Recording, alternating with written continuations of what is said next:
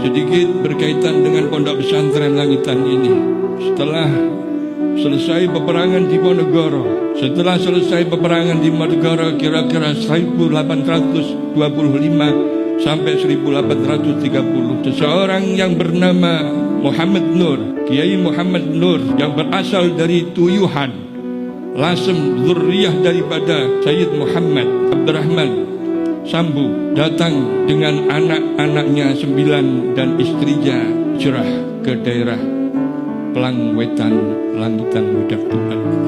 Beliau bersinggah di tempat ini, kemudian mengajar anak putra putrinya dan istrinya tentang ajaran-ajaran agama, karena beliau adalah salah satu daripada murid atau pengikut daripada Pangeran Diponegoro. Beliau mengajarkan pada sampai beberapa tahun, sehingga tepatnya setelah beberapa tahun, tepat pada tahun 1852, banyak santri-santri yang berbondong-bondong ke sini. Waktu itu sekitar 25 santri. Ada 25 santri datang untuk ikut belajar di pondok pesantren ini, sehingga akhirnya beliau Kiai Nur membangun surau kecil, membangun sebuah langgar kecil dan di situ untuk ditempati para santri untuk mengaji dan istirahat. Itulah awal mula daripada pondok pesantren Langitan.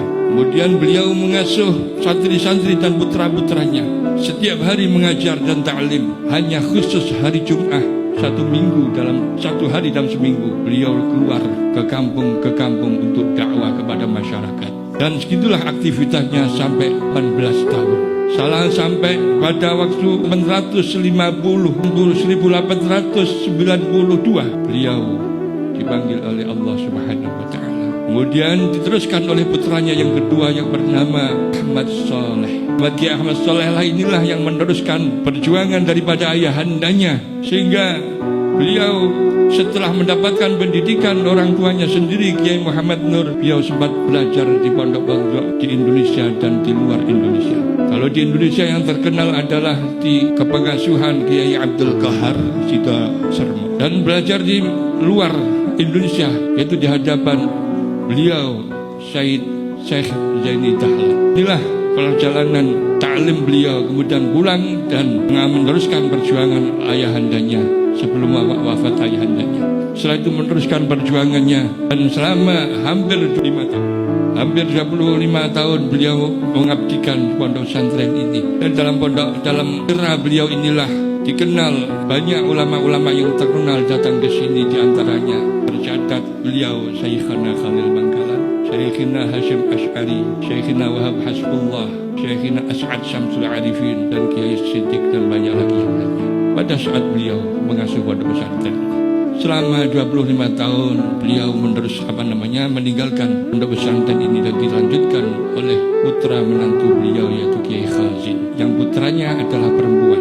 Yang Kiai Khazin adalah dari Jojokan Tuban. Beliau turunan daripada Sayyid Abdurrahman Sambu juga. Ada nyambung lagi dari Sayyid Abdurrahman Sambu, Abdurrahman bin Hashim bin Abdurrahman. Kemudian Kiai Khazin ini mendharma baktikan di pondok pesantren ini sampai pada akhirnya diteruskan oleh Kiai Abdul Hadi Zahid. Kiai Abdul Hadi Zahid adalah menantu beliau.